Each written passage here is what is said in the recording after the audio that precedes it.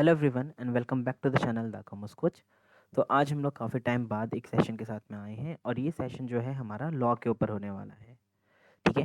तो काफ़ी टाइम बाद I know it has been a long time since we have met with in lecture, but चलो आज हम लोग जो है आईबीसी के बारे में पढ़ने वाले हैं।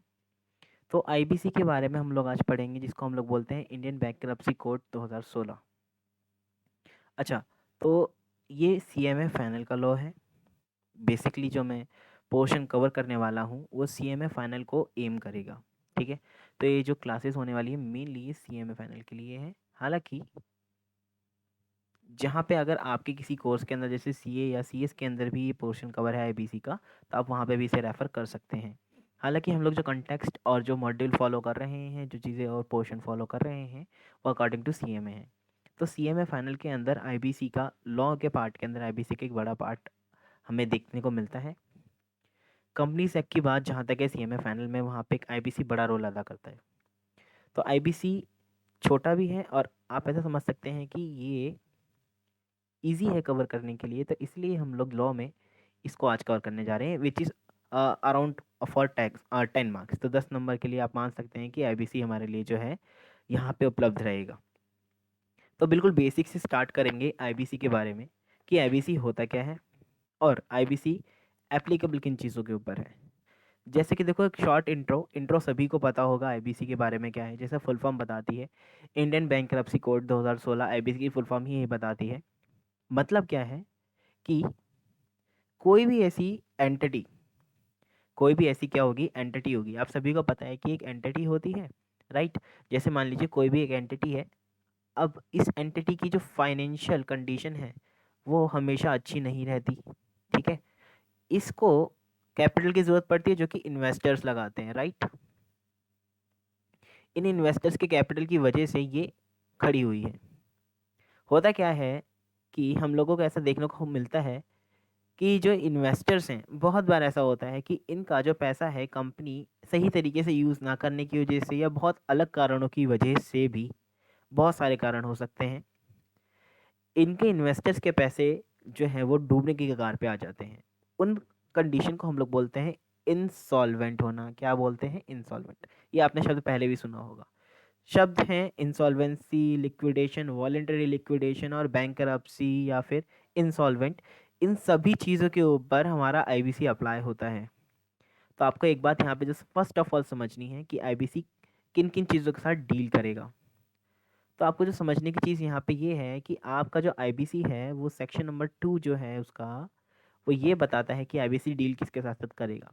शॉर्ट इंट्रो मैंने आपको दे दिया। अगर आपको लॉन्ग इंट्रो के बारे में पढ़ना है, you can go through your books. Books में आप देखेंगे तो आपको एक लॉन्ग सा इंट्रो मिल जाएगा, वहाँ पे आपको इंट्रो अच्छे से समझ में आ जाएगा अगर आप एक बार उसको रीड भी मारेंगे। हम लोग स्टार्ट करेंगे with section number 2। And what is section number 2? Section number 2 आप सभी को पता है कि हर सेक्शन में, मतलब हर एक लॉ में जो सेक्शन नंबर 2 होता है, it is for definitions, right. Section 2 हमेशा डेफिनेशंस के लिए होता है। तो हम लोग आज जो पढ़ने वाले हैं आईबीसी का, वो सेक्शन नंबर 2 से स्टार्ट करते हैं। तो देखो, सेक्शन नंबर हम लोग करेंगे स्टार्ट 2। एंड सेक्शन नंबर 2 में हम लोग क्या पढ़ने वाले हैं कि आईबीसी अप्लाई किसके ऊपर होगा। What is the applicability of the IBC. क्या आईबीसी हर एक एंटिटी पे अप्लाई होगा, हर एक ऑर्गेनाइजेशन पे अप्लाई होगा, या फिर इसकी कोई टाइप भी है। आपको पता है कि ऑर्गेनाइजेशन काफ़ी टाइप्स की होती हैं, है ना। जैसे company, partnership, joint venture, etcetera etcetera. तो हम लोग अभी यहाँ पे पढ़ते हैं कि ये एप्लीकेबल, कि इसकी जो एप्लीकेबिलिटी है वो कहाँ कहाँ है, राइट। तो हम लोग सबसे पहले इसकी एप्लीकेशन पढ़ेंगे। एप्लीकेबिलिटी कहाँ कहाँ है, तो हम लोग देखते हैं कि कहाँ कहाँ किन किन चीज़ों के ऊपर अप्लाई होता है, राइट। तो सबसे पहले इसके अंदर जो एरो आएगा, आपको समझना है कि आईबीसी जो है वो सभी की सभी कंपनियों पे अप्लाई होता है, ऑल कंपनीज। ठीक है, सभी कंपनियों पे अप्लाई होगा। ठीक है। अब देखो, सबसे पहली बात आपको ये जो समझने की है यहाँ पे आईबीसी की, कि आईबीसी अप्लाई जो होगा वो हर एक कंपनी पे होगा। सर किन मैटर्स में होगा, ये भी आपको समझने की ज़रूरत है। किन मैटर्स में होगा? Insolvency, liquidation, voluntary liquidation, bankruptcy, इन सभी मैटर्स में आईबीसी अप्लाई होगा। इनमें से कुछ मैटर पहले कंपनी लॉ के अंदर डील करे जाते थे, which shall be prevailed by IBC now.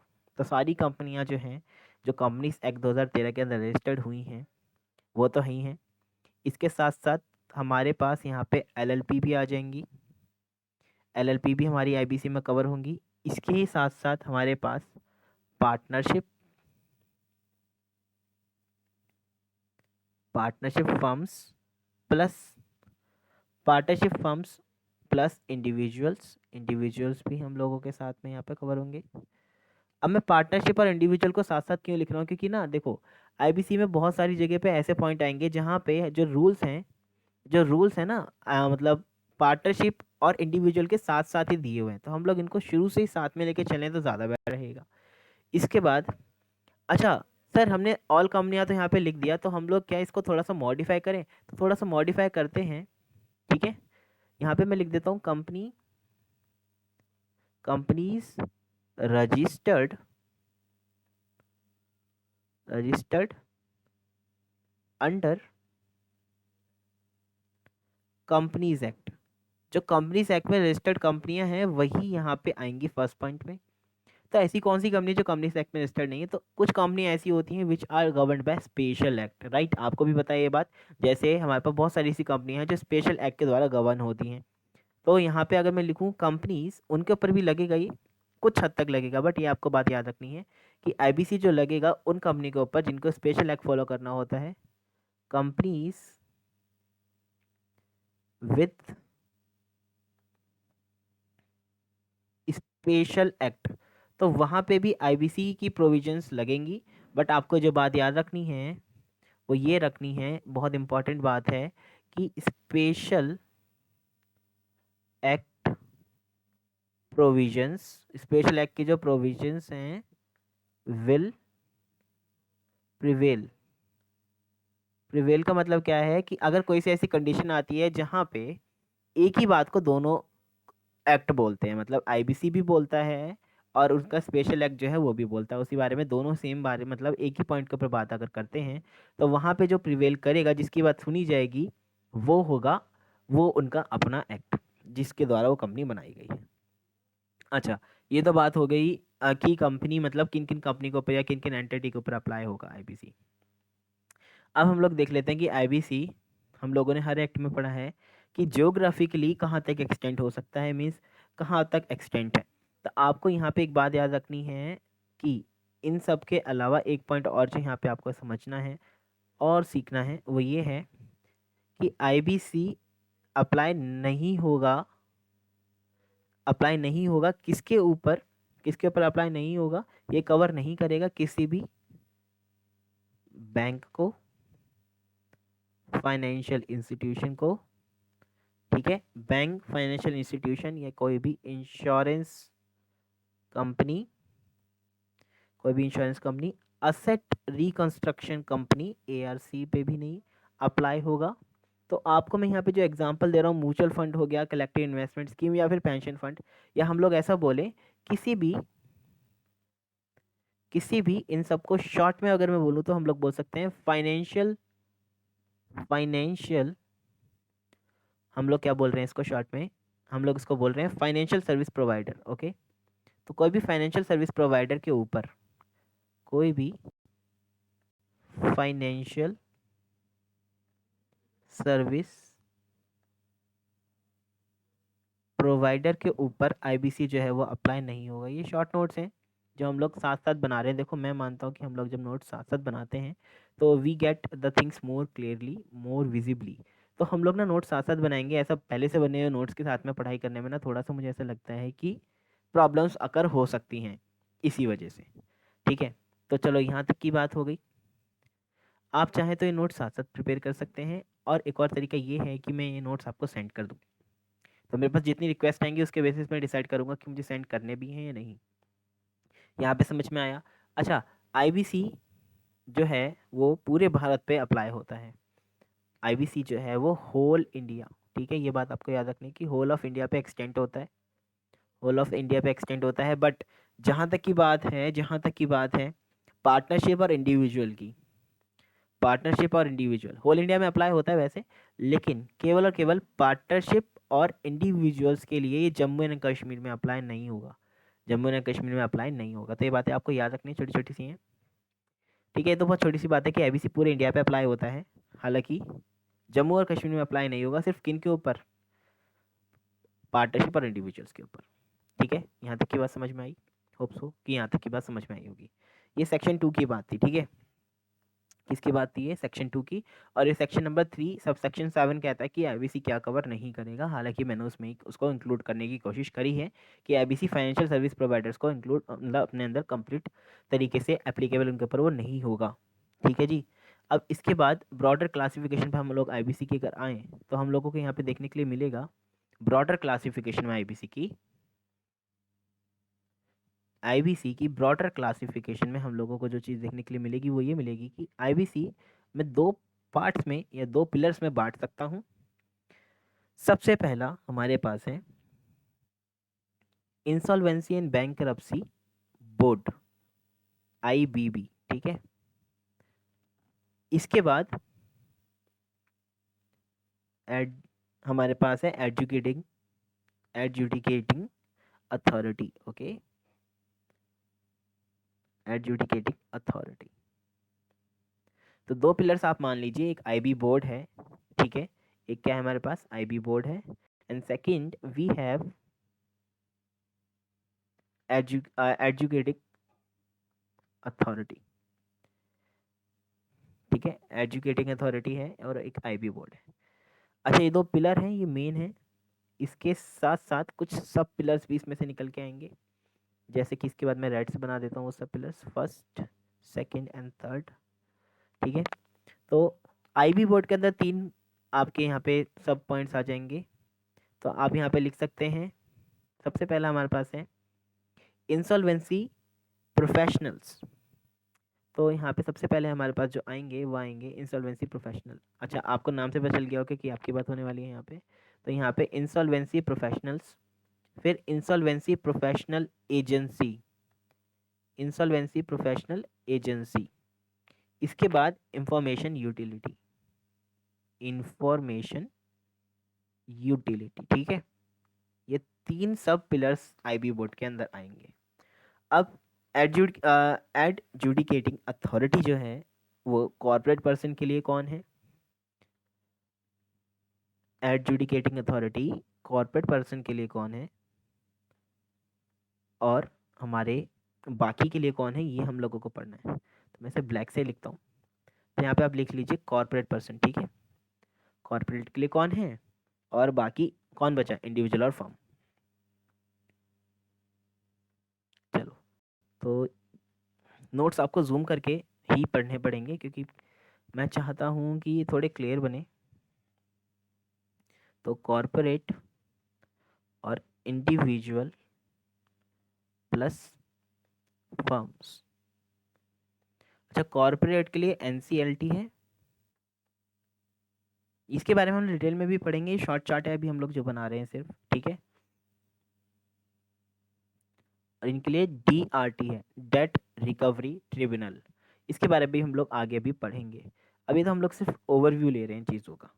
तो अब हम लोग ई कॉन्स्टिट्यूशन मैंने आपको बताई बेसिकली कि आईबीसी किन 2 पिलर्स पे खड़ा हुआ है, या इसका जो निर्माण है वो किस हिसाब से हुआ है, या जो एक्ट है उसके अंदर हमें क्या क्या चीज़ें बेसिकली जो हैं वो जानने की ज़रूरतें हैं, ठीक है। अभी हम लोग धीरे धीरे करके चीज़ों को पढ़ते जाएंगे।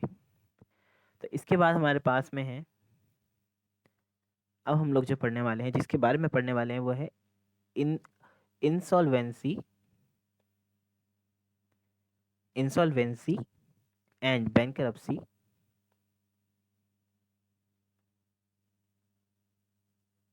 बोर्ड, ठीक है। ये है हमारा अभी का पॉइंट, लेटेस्ट पॉइंट अपना ये है कि इंसॉल्वेंसी एंड बैंकरप्सी बोर्ड है क्या। तो सबसे पहले आपको जो समझने की बात है इसकी, ये है कि सेक्शन नंबर 188 में जो बोर्ड फॉर्म करा गया है उसको हम लोग बोलते हैं insolvency and bankruptcy board, as simple as that. तो आपको ब्रॉड मीनिंग अगर मैं समझाऊँ तो ये है कि बोर्ड जो कि सेक्शन नंबर 188 के अकॉर्डिंग बनाया गया है उसी को हम लोग इंसॉल्वेंसी एंड बैंकरप्सी बोर्ड बोलेंगे, ठीक है। ये बोर्ड बनाएगा कौन, ये सेंट्रल गवर्नमेंट द्वारा बनाया जाएगा। और इस बोर्ड का हेड कौन होगा, एक चेयरपर्सन होगा, और इस बोर्ड के अंदर 10 मेंबर होंगे, जिसके 10 मेंबर में से 3 मेंबर जो होंगे वो फुल टाइम मेंबर होंगे। ठीक है, ये अलग अलग सेक्शंस इसके बारे में बात करते हैं, बट यस मैं एक भी बारी में इसको कंबाइन करके बता देता हूँ आपको। राइट, समझ में आया यहाँ पे? तो हम लोगों को इंसॉल्वेंसी इन बैंक्रप्सी बोर्ड के बारे में 2 चीज़ें पढ़नी है मेनली। कितनी चीज़ें पढ़नी है बोलो? 2। तो first of all we have to learn about its meaning and second the functions. सबसे पहले किसके बारे में आप पढ़ोगे? मीनिंग, एंड देन आप पढ़ोगे इसके फंक्शंस। ठीक है, मीनिंग में आपको कौन कौन से पॉइंट याद रखने वाले हैं वो मैं आपको बताता जाता हूँ यहाँ पे। तो देखो मीनिंग में आप कौन कौन से पॉइंट याद रखेंगे। तो फर्स्ट पॉइंट जो आप याद रखेंगे मीनिंग में कि ये है अंडर सेक्शन 188 जो बोर्ड फॉर्म हुआ है उसी को हम लोग बोलेंगे आईबी बोर्ड। इंसॉल्वेंसी इन बैंक्रप्सी बोर्ड को क्या बोलेंगे? सेक्शन नंबर 188 में जो फॉर्म हुआ है अंडर सेक्शन 188 ऑफ आईबीसी 2016। ठीक है, ये वो बोर्ड है जो अंडर सेक्शन 188 में फॉर्म हुआ है। सेकंड पॉइंट आपको क्या याद रखना है कि ये बोर्ड जो है वो एस्टेब्लिश होगा बाय सीजी। थर्ड पॉइंट, इसके अंदर कितने मेंबर्स होंगे? 10 मेंबर्स। राइट, 10 मेंबर्स होंगे। फोर्थ, जिसमें से एक चेयरपर्सन होगा जो इसको हेड करेगा। इसके हेड को बेसिकली हम लोग क्या बोलेंगे? चेयरपर्सन बोलेंगे। और फिफ्थ पॉइंट कि इसमें से 3 मेंबर जो हैं वो 3 members shall be full time. 3 जो इसमें लोग होंगे वो कैसे होंगे? फुल टाइम होंगे, मीन्स फुल टाइम मेंबर उनका होना ज़रूरी है। ओके, अच्छा बोर्ड की पावर कैसी होगी? बोर्ड क्या क्या पावर है, मतलब बोर्ड की क्या पावर्स होने वाली हैं? देखो पावर्स अलग से पढ़ने की जरूरत नहीं है, मैं मीनिंग में लिखवा देता हूँ पावर, है ना, ज़्यादा कन्फ्यूजन ना होता कि। तो इसकी पावर क्या होगी बोर्ड की पावर होगी as same as civil court की। अच्छा, एक सिविल कोर्ट की क्या पावर्स होती हैं? समन इशू करना, मंगा लेना उनको, मतलब पेशी के लिए बुलाना, या discovery and production of books मंगा लेना, या बुक्स की इंस्पेक्शन करना, या प्रोडक्शन करवाना बुक्स का, किसी भी बुक की डिमांड करना, ये सब चीज़ें जो सिविल कोर्ट की पावर होती है वो इनके पास हो जाएगी। तो मीनिंग में आप समझ गए कि ये वन सेक्शन नंबर 188 और आईबीसी नंबर 2016 के द्वारा बनाए गए बोर्ड को हम लोग आईबी बोर्ड बोलेंगे। ये सीजी द्वारा एस्टेब्लिश किया जाएगा। इसके अंदर 10 इंसान होंगे जिनको मेंबर्स बोला जाएगा, उनका हेड होगा उसको चेयरपर्सन बोलेंगे, और 3 मेंबर इसके फुल टाइम मेंबर होंगे। और इसके पास जो पावर होगी वो सिविल कोर्ट जैसी पावर होंगी। सिविल कोर्ट पावर्स, इसमें मैं पावर लिख देता हूँ ना, सिविल कोर्ट पावर्स। पावर्स यहाँ पे किस कंटेक्स्ट में बोली जा रही हैं? To issue summon etcetera. Basically आप समझ लो समन इशू करना, या production of accounts, records, book inspection of books etcetera etcetera. तो समझ में आ गई होंगी ये सब बातें, तो ये सब की मीनिंग है। अब बात आती है फंक्शंस की कि इसके फंक्शंस क्या क्या हैं। देखो फंक्शंस क्या हैं, इसके फंक्शंस बहुत सारे हैं इस बोर्ड के। हमको फंक्शन पढ़ने में ही मेन टाइम लगेगा। तो फंक्शन को हम लोग ना थोड़ा सब क्लासीफाई करते हैं। फंक्शन को क्या करते हैं? थोड़ा सा सब क्लासीफाई करते हैं। तो फंक्शन में सबसे पहला फंक्शन में मैं क्लासिफिकेशन निकालता हूँ फर्स्ट। तो फंक्शन में सबसे पहले फंक्शन जो हैं वो हैं रिलेटेड टू रजिस्ट्रेशन। ठीक है, सबसे पहला रिलेटेड टू रजिस्ट्रेशन। तो मैं यहाँ पे इसको ना ब्रांच को हटा के यहाँ पे पॉइंट लिख देता हूँ। तो it is first related to registration. Registration से रिलेटेड क्या क्या फंक्शन है इसके? रजिस्ट्रेशन किसका? रजिस्ट्रेशन। तो अभी रजिस्ट्रेशन की मैं आपको बताता हूँ कि किसके रजिस्ट्रेशन की यहाँ पे बात चल रही है। देखो आपको पता है कि आईबीसी को एग्जीक्यूट करने वाले जो इंसान होंगे उनको इंसॉल्वेंसी प्रोफेशनल बोला जाएगा। एज सिंपल एज डैट, ये बहुत सिंपल सी चीज़ें हैं। जो इसको एग्जीक्यूट करने वाले लोग होंगे इनको इंसॉल्वेंसी प्रोफेशनल बोला जाएगा। राइट, तो उनका रजिस्ट्रेशन भी तो होना ज़रूरी है ना। उनका रजिस्ट्रेशन कौन करेगा? तो इंसॉल्वेंसी बोर्ड उनका रजिस्ट्रेशन करेगा। किसका? इंसॉल्वेंसी प्रोफेशनल्स का और इंसॉल्वेंसी प्रोफेशनल एजेंसी का। ठीक है, और इंफॉर्मेशन यूटिलिटी वगैरह वगैरह। ओके, तो सबसे पहला फंक्शन जो इस बोर्ड का होगा वो क्या होगा कि इसको इनका रजिस्ट्रेशन करना है। किनका रजिस्ट्रेशन करना है? सबसे पहला उसका क्या होगा? रजिस्टर। किसको रजिस्टर करेंगे? Insolvency professional, insolvency professional agency और इंफॉर्मेशन यूटिलिटी, इन तीनों को रजिस्टर करेंगे। ठीक है। सेकंड इनके पास क्या ऑब्जेक्टिव या फिर फंक्शन है इनका, जो फंक्शन है इनका क्या होगा? सेकंड फंक्शन का रजिस्टर के बाद क्या होगा कि अगर रजिस्ट्रेशन जो इन्होंने करवाया था वो अगर रिन्यू वगैरह होना है तो रिन्यू रिन्यू अगर होगा या तो रिन्यू करेंगे या तो कैंसिल करेंगे या तो सस्पेंड कर सकते हैं, राइट। और या तो ये विड्रॉ भी कर सकते हैं, रजिस्ट्रेशन एंड विड्रॉल। ठीक है, withdrawal of registration, registration withdraw भी कर सकते हैं। तो सेकंड हो गया। थर्ड क्या होगा? ये फीस भी लगा सकते हैं, लेवी फीस ऑन रजिस्ट्रेशन वगैरह वगैरह। मतलब जो रजिस्ट्रेशन आप करवाओगे, ठीक है, रजिस्ट्रेशन आप जो करवाओगे उसकी कुछ फीस भी देगी, मतलब देगी ही नहीं, आपको देनी पड़ेगी, है ना। आपको कुछ फीस देनी पड़ेगी। तो वो फीस जो बताएंगे कि कितनी फीस होगी और कितना लेवी करेंगे वो ये बताएंगे, बोर्ड वाले ही बताएंगे। ठीक है। अच्छा, क्या सभी का रजिस्ट्रेशन हो जाएगा? नहीं। तो कुछ क्या होगा? एग्ज़ाम भी होगा। तो इन लाइन विद रेगुलेशंस, कुछ रेगुलेशंस ने भी बताया हुआ है इसके बारे में, ये minimum curriculum of examination for registration as a member issue करेंगे। मतलब क्या, ये क्या करेंगे? करिकुलम भी इशू करेंगे। करिकुलम मतलब syllabus, curriculum for exam for registration as a member. ठीक है। तो ये समझ में आया रजिस्ट्रेशन से रिलेटेड इनके यहाँ पे ये सब चीज़ें। अब देखो, सबसे पहली बात तो मैं आपको बता दूं कि लॉ में मैं इतना आपको समझा पा रहा हूँ, होपफुली कि मैं आपको समझा पा रहा हूँ चीज़ों को। First point. सेकंड पॉइंट कि law is not my means, आप समझ सकते हैं, it's not my apex subject. ये वीडियोस खाली स्टूडेंट्स की मैं यूज़फुलनेस के लिए डाल रहा हूँ। तो हो सकता है जो मैंने पॉइंट्स यहाँ पे बनाने की कोशिश करी है वो किसी ना किसी पॉइंट पे कहीं ना कहीं थोड़े बहुत लैग करें। तो नॉट एन इशू, मेरे अपने हिसाब से ये जो बच्चों को याद भी हो सके और हम लोग, मैं पर्सनली भी इसको यूज़ कर सकूँ, इस हिसाब से ये नोट्स बनाए हैं। और कोशिश यही रहती है हमेशा कि कोई एरर ओमिशन ना हो।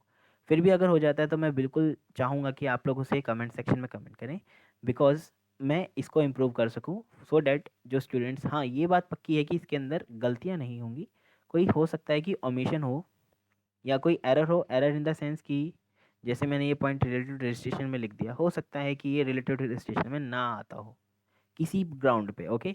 तो आप ऐसा समझ सकते हैं कि जो चीज़ें हैं वो बिल्कुल करेक्ट हैं, आप इनको अच्छे से सीखें, पढ़ें, लेकिन हमेशा एक स्पेस रखना चाहिए इम्प्रूवमेंट के लिए। तो मैं वही स्पेस के बारे में बात कर रहा हूँ कि आप इम्प्रूवमेंट अगर इसमें कुछ देखना चाहते हैं तो आप कमेंट करें, मैं उस इम्प्रूवमेंट को लेकर के आऊँगा। Second point, performance and control के बारे में। अच्छा देखो, ये किसी किताब में ऐसे नहीं लिखा है, ठीक है, कि रिलेटेड रजिस्ट्रेशन फिर परफॉर्मेंस एंड कंट्रोल। मैंने कोशिश करी है इनको समराइज़ करने की किसी एक हेड में पर्टिकुलरली। ठीक है, इतना मैं आपको बता रहा हूँ कि it is more logical to classify these. तो सबसे पहले आपने रजिस्ट्रेशन के हिसाब से पढ़ेंगे फंक्शन क्या है किसी भी बोर्ड के। जैसे आप CMA इंस्टीट्यूट ही ले लो, उसका क्या फंक्शन है? बच्चों का एडमिशन करना, रजिस्ट्रेशन करना। कोई बच्चा नकल करता पकड़ा गया तो उसका एडमिशन कैंसिल कर देना है, सस्पेंड कर देना है, विड्रॉ कर लेना रजिस्ट्रेशन। कितनी रजिस्ट्रेशन फ़ीस दी जाएगी वो भी फ़ीस वही बताएगा, और एग्ज़ाम का क्या करिकुलम होगा वो भी वही बताएगा। तो कोई भी नॉर्मल सा भी बोर्ड होता है तो उसके ये 4 फंक्शन तो होते ही होते हैं। इसके बाद जो मेंबर्स उसने चुने हैं, मतलब जो स्टूडेंट CMA पास आउट कर जाते हैं, एज अ मेंबर बन जाते हैं इंस्टीट्यूट के, आप सभी को पता है, once you pass the course of all levels, जब भी आप सारे लेवल पार कर लेते हो कोर्स के, चाहे वो CMA हो, CA हो या CS हो, आप इंस्टीट्यूट के मेंबर बन जाते हैं। मेंबरशिप लेने के बाद ऑफकोर्स आपको मेंबरशिप लेनी पड़ेगी, मेंबरशिप लेना लेना आपके अपने हाथ में है। तो जैसे CMA में है तो आपको बनने के बाद थोड़ा एक्सपीरियंस लेना पड़ेगा, उसके बाद आप मेंबर बनेंगे। तो जब आप मेंबर बनेंगे तो इंस्टीट्यूट भी चाहेगा कि वो अपने मेंबर्स की परफॉर्मेंस और कंट्रोल के बारे में बात करे। मीन्स उसको पता होना चाहिए कि इंसान जो उसके, मतलब जिसको उसने अपना मेंबर बनाया है, वो कैसे काम कर रहे हैं। तो कोई भी बोर्ड ये चाहेगा ही। तो ये भी बोर्ड यही चाहता है कि परफॉर्मेंस एंड कंट्रोल में इसके क्या फंक्शन है। सबसे पहले ये जो आप फंक्शन करते हैं उसके बारे में आपको बताएगा कि क्या स्टैंडर्ड होने चाहिए। तो सबसे पहले ये क्या करेगा, specify standard standards of performance. ठीक है, क्या स्टैंडर्ड्स होने चाहिए वो स्पेसिफाई करेगा। सेकंड पॉइंट क्या रहेगा हमारे पास, आपकी परफॉर्मेंस जो है वो मॉनिटर कर सकता है, monitor performance. Sir monitor performance का मतलब क्या है कि परफॉर्मेंस किसकी मॉनिटर करेगा, of insolvency professional, information professional agency and information utility. इन तीनों का मतलब क्या होता है हम थोड़ी देर बाद समझेंगे, अभी आप पहले ये चीज़ें समझते चलिए जो जो मैं आपको समझा रहा हूँ, पहले आपको बोर्ड समझना ज़रूरी है। तो इनकी परफॉर्मेंस मॉनिटर करेगा कि ये परफॉर्म कैसे कर रहे हैं। ठीक है, अच्छा अगर कभी ज़रूरत पड़ी तो ये क्या कर सकता है, कैरी आउट इन्वेस्टिगेशंस। क्या कर सकता है, इन्वेस्टिगेशन किसके ऊपर, on IP, IPA and information utility, ये सब के ऊपर जब चाहे इसको लगे कि ये सही मतलब इसमें करना चाहिए, इंस्पेक्शन इन्वेस्टिगेशन कर सकता है इन तीनों के ऊपर। ठीक है, अगर मान लो कि कोई मेंबर सी इंस्टीट्यूट का मेंबर या सेम इंस्टीट्यूट का मेंबर फ्रॉड करते पकड़ा गया किसी केस में, तो वो उसके ऊपर क्या करेगा, इन्वेस्टिगेशन करवाएगा, और अगर वो फ्रॉडुलेंट पाया गया तो उसकी मेंबरशिप वहीं के वहीं क्या हो जाएगी, कैंसिल हो जाएगी। अच्छा, और क्या करेंगे, ये conduct periodic study on IP, IPA and IU. Study का मतलब क्या है, मतलब वो कितना कमा रहे हैं ये नहीं, वो उनकी परफॉर्मेंस एनालिसिस कंट्रोल वगैरह देखेंगे। ठीक है, कि how they are performing over the period of time. तो उनकी जो स्टडी है बेसिकली वो यही बताएगी कि how they are performing over the time, उनको कितने मतलब अभी कंट्री में ज़रूरत है इन प्रोफेशनल्स की, हमारे पास कितने हैं कितने कम हैं एंड सो ऑन, तो इस हिसाब से अवेयरनेस हो पाएगी लोगों में। अच्छा, अगर कभी गाइडलाइंस की ज़रूरत पड़ी, मतलब कहीं आप, जैसे आपने देखा होगा कि कॉस्ट अकाउंटिंग स्टैंडर्ड्स के ऊपर हमारे पास गाइडलाइंस होती हैं। मींस हमारे पास जैसे इंटरनल ऑडिट में भी होता है कि आप अगर आप हॉस्पिटल के इंटरनल ऑडिट करने जा रहे हैं तो आपका प्रिंसिपल है ना आपको गाइडलाइन दे देता है। जैसे जब आप ऑडिट करेंगे तो आपको जब स्टॉक चेक करना रहेगा तो आप स्टॉक रजिस्टर से मैच करेंगे फिजिकल इन्वेंट्री को। ठीक है, इस तरह से हम प्रोसीड करेंगे। तो हर एक इंडस्ट्री में ना ये अलग होता है।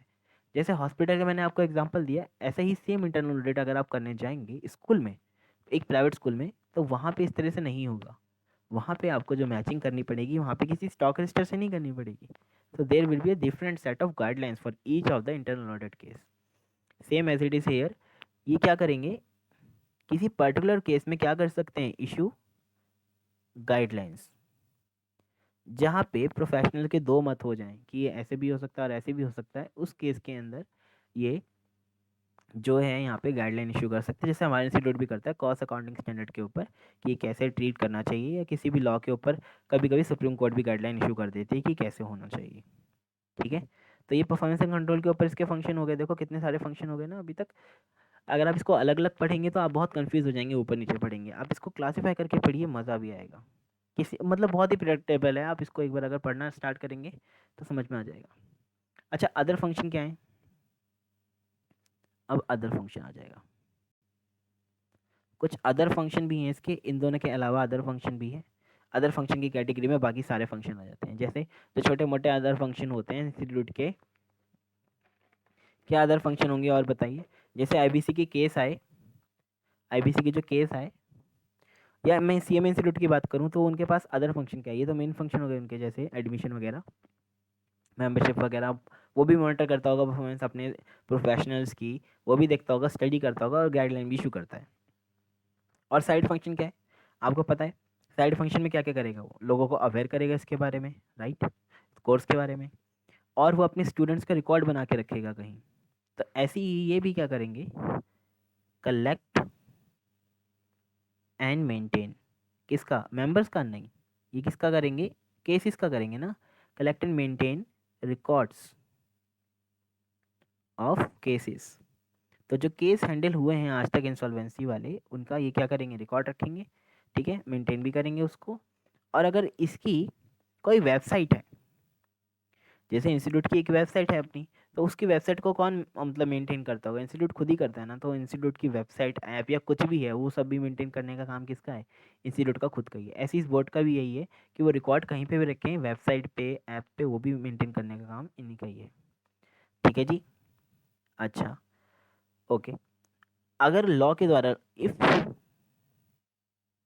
रिक्वायर्ड बाय लॉ, अगर लॉ के द्वारा रिक्वायर्ड है, तो इनको वो इन्फॉर्मेशन जो इन्होंने अभी तक मेंटेन करके रखी हुई थी, उसको क्या भी करेंगे, ये क्या करेंगे बताओ?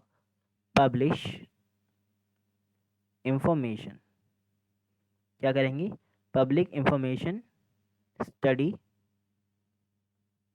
और एनी रिसर्च। अगर इनको ज़रूरत पड़ी तो ये लॉ के द्वारा ज़रूरत पड़ी तो इन सब चीज़ों को क्या कर सकते हैं? पब्लिकली पब्लिश भी कर सकते हैं। अच्छा, और ये क्या कर सकते हैं? कंस्टिट्यूट कर सकते हैं, कंस्टिट्यूट कमिटी। आपने देखा होगा एज रिक्वायर्ड। इंस्टीट्यूट हमारा भी कमेटी बनाता है, हर एक चीज़ के लिए कमेटी है ना। बच्चों के लिए, बच्चों के एग्ज़ाम के लिए, है ना। आपको पता होगा regional council member, central council member, RCM CCM होते हैं। तो ये सब लोग क्या करते हैं? कमेटी बनाते हैं। तो कमेटी का गठन कौन करता है? बोर्ड ही करता होगा। तो ऐसे ही यहाँ पे भी अगर कोई कमेटी की ज़रूरत है तो बोर्ड करेगा। अच्छा, और प्रमोट ट्रांसपेरेंसी, ट्रांसपेरेंसी प्रमोट करेगा एंड गुड गवर्नेंस। ये तो बहुत नॉर्मल सा पॉइंट है, ये तो एक्सपेक्ट किया जा सकता है बोर्ड से। और क्या पॉइंट हो सकता है बताओ जी? Enter into MOUs with other statutory bodies. आपको पता है MOU क्या होते हैं? Memorandum of understanding. तो अगर इसको लगता है कि किसी और बॉडी के साथ इसको MOU करके हेल्प मिल सकती है, तो उसके साथ MOU भी कर सकता है, जिसके अंदर ये दोनों अपनी अपनी इंफॉर्मेशन जो है वो शेयर करेंगे। जैसे GST डिपार्टमेंट और इनकम टैक्स डिपार्टमेंट के बीच में MOU है। ये आप जानते हैं कि पैन नंबर डालते ही उसके GST और ITR दोनों लिंक हो सकते हैं। मीन्स GST पोर्टल पे आप उसकी ITR का डेटा देख सकते हैं, और ITR फुलफिल करते मतलब फिलफिल करते टाइम आप GST का भी देख सकते हैं। तो मतलब ये दोनों एक दूसरे से कनेक्ट हैं। आपने ये भी पढ़ा होगा अपने इनकम टैक्स में कि अगर आपने किसी एसेट के ऊपर डेप्रिसिएशन ले लिया तो उसके आप ITC क्लेम नहीं कर सकते। क्यों? क्योंकि ये दोनों आपस में MOU कर चुके हैं, इन दोनों की इन्फॉर्मेशन आपस में बांटी जाती है। तो एक डिपार्टमेंट दूसरे डिपार्टमेंट को बताता होगा, जब भी तो पता चलता होगा कि भाई इसने डेप्रिसिएशन ले लिया है, इसको आप ITC मत देना, कुछ इस तरीके, राइट? ठीक है।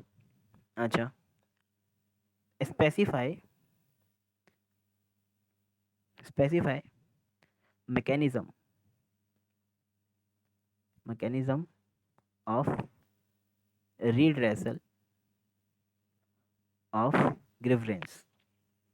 अभी देखो ये क्या होता है, बच्चों की कंप्लेन होती है कभी कभार। देखो मैं आपको हर एक चीज़ ना इंस्टीट्यूट के मद्देनजर रख के बता रहा हूँ, क्योंकि इंस्टीट्यूट भी एक स्टैट्यूटरी बॉडी है, उसका भी एक बोर्ड है। तो ग्रीवेंस जो होते हैं मतलब बच्चों की कंप्लेंट वगैरह एक्सेट्रा, ये भी सुनने का काम किसका है? इंस्टीट्यूट का। तो बताएगा किस तरीके से सुना जाएगा? F, और यहाँ पे आ गया जी। जी हमारा यहाँ पे मान लीजिए कि लास्ट जो है हमारा, बट नॉट द लिस्ट। ये लिस्ट यहाँ पे एंड नहीं होगी, आगे भी जा सकते हैं, बट मैं इतना ही रखता हूँ। Make regulation and guideline. Sir ये तो ऊपर भी आता नहीं, एज रिक्वायर्ड बाय लॉ है यहाँ पे, as required by law. Law अगर कुछ रिक्वायर करता है इन्हें बनाने के लिए, तो ये वो भी बनाए। ठीक है। तो देखो कितने फंक्शन हुए, फंक्शन खूब सारे हो गए, राइट? तो अभी तक हमने देखो एक ही पेज कवर करा है, और हमें काफ़ी टाइम तो नहीं लगा। वैसे जितना भी टाइम लगा ये वर्थ है, यकीन मानिए। आधे घंटे में आप इतना कवर कर रहे हैं, बहुत बड़ी बात है आपके लिए। अराउंड आधा घंटा हुआ हमारे लिए, ठीक है अभी तक। तो आज फंक्शन तक ही रखते हैं, बोर्ड बोर्ड के फंक्शन तक ही रखते हैं। बेसिकली बोर्ड में दो ही चीज़ पढ़नी थी, वो आपने पढ़ ली। अब हमारे पास अगला जो पॉइंट है वो इस बोर्ड के कंटेंट है, जैसे इंसॉल्वेंसी प्रोफेशनल, इंसॉल्वेंसी एजेंसी, मतलब इंसॉल्वेंसी प्रोफेशनल एजेंसी, और इंफॉर्मेशन यूटिलिटी। ये सब पॉइंट्स मैं आपको नेक्स्ट क्लास में समझाऊंगा। आज के लिए हम लोग IBC को इतना ही रखते हैं, हमने जितना भी पढ़ा है आज के लिए। तो अब देखो वो काफ़ी है।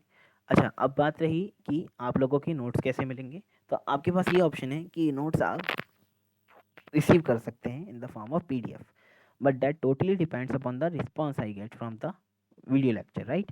तो अगर मतलब बच्चों का मेरे पास अच्छी रिक्वेस्ट आती हैं, बोलते हैं मेरे पास मतलब मुझे नोट्स चाहिए, तो मैं उनको सेंड कर दूँगा, मुझे कोई प्रॉब्लम नहीं है। ठीक है? अगर आपको ऐसी कोई भी क्वेरी आप कमेंट कर दीजिए, मैं सैटरडे या संडे को नोट सेंड कर दूँगा, या उससे पहले भी कर सकता हूँ, मैं बोल दूँगा किसी को करने के लिए, राइट? चलिए, तो आज का सेशन इतना ही रखते हैं, अब नेक्स्ट क्लास में मिलेंगे हम लोग बाकी के पार्ट के साथ आईबीसी के।